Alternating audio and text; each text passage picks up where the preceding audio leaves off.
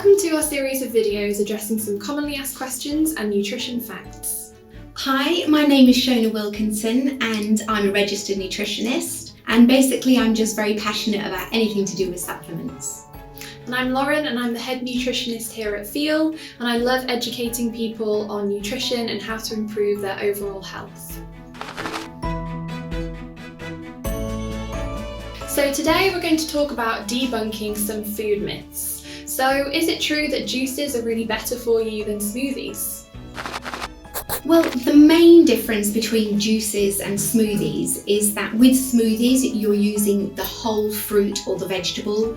That can include the stalk or the peel, so it's the whole thing. So you get a lot of a thicker drink, and that's because it's full of fibre. So this fibre helps slow down the release of nutrients into the bloodstream. So you get a nice steady release of energy throughout the day, and it does help you keep fuller for longer. The difference with juices is that it's literally as it sounds. The juice is extracted from the rest of the pulp, the fibre. So the difference here is that you get a lot more of a liquidy drink, and its nutrients are much more concentrated, and it tends to be higher in sugar. So you get these released into the bloodstream quite rapidly. So you do get a big boost of energy, but beware, because this can be followed by a slump in energy about an hour later. So we tend to prefer smoothies because we can't bear to get rid of that beneficial pulp that's full of fibre, but make sure it is a healthy smoothie.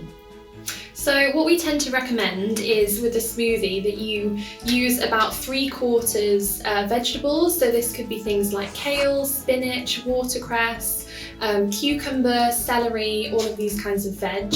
And then the other quarter you use fruit, nut butters, seeds, yogurt and other things that add flavour, and also a bit of protein and a bit of extra fibre. And then top it off with water, maybe some ice cubes or some plant-based milk.